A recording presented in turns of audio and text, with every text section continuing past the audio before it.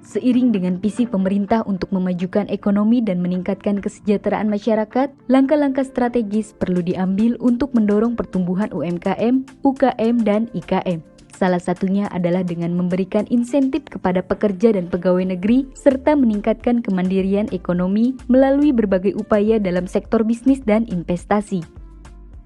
Kita akan menjual gagasan, ide, program-program yang benar-benar dibutuhkan oleh rakyat, terutama kalangan milenial. Seperti kita siap menyediakan kredit yang mudah untuk kewirausahaan para kaum muda.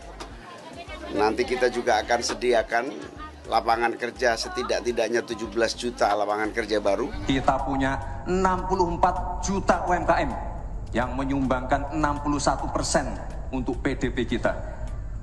Jika 4 langkah tadi bisa kita penuhi, insya Allah akan terbuka 19 juta lapangan pekerjaan. Mengusung program Cepat Dapat Kerja, Ganjar Mahfud berjanji untuk menciptakan 17 juta lapangan kerja baru jika menang pada Pilpres 2024. Sesuai dengan janji pasangan calon presiden dan wakil presiden yang fokus pada peningkatan lapangan kerja dan peluang usaha, bukan hanya mengenai peningkatan pajak untuk UMKM, tetapi juga untuk meningkatkan daya tarik investasi. Dengan perubahan dalam geopolitik, ekonomi, pertumbuhan industri kreatif, dan upaya hilirisasi yang sejalan dengan pembangunan infrastruktur dan teknologi, perlu mempertimbangkan kemandirian di masa depan untuk menghadapi tantangan dan persaingan ekonomi global. Terus kita lakukan agar konektivitas antar pulau, konektivitas antar provinsi, konektivitas antar kabupaten dan kota itu betul-betul tersambungkan dengan baik. Dengan itu, kecepatan, kemudahan, transportasi logistik, transportasi barang, mobilitas orang akan semakin cepat. Daya saing kita tanpa memperbaiki ini, tanpa membangun ini, lupakan. Maka dari itu, fokusnya bukan hanya pada menaikkan tarif pajak, tetapi juga dengan memperkuat UMKM, UKM, dan IKM untuk meningkatkan daya beli masyarakat di dalam negeri.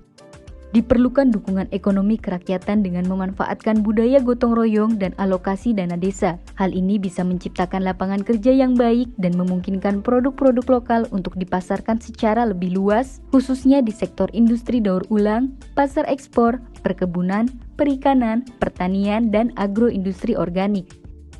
Menteri Pertahanan Republik Indonesia Prabowo Subianto menghadiri penyerahan bantuan sumur bor dan pipanisasi yang dipusatkan di Desa Palengaan Daya, Kecamatan Palengaan, Kabupaten Pamekasan, Jawa Timur.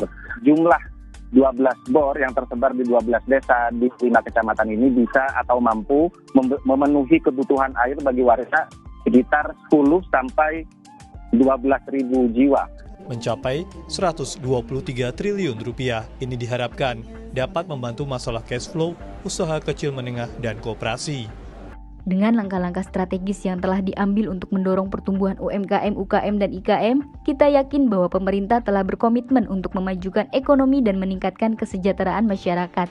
Melalui insentif kepada pekerja, pegawai negeri, dan upaya dalam sektor bisnis dan investasi, berharap dapat menciptakan lapangan kerja yang lebih luas, meningkatkan daya beli masyarakat, serta memperkuat ekonomi kerakyatan di Indonesia.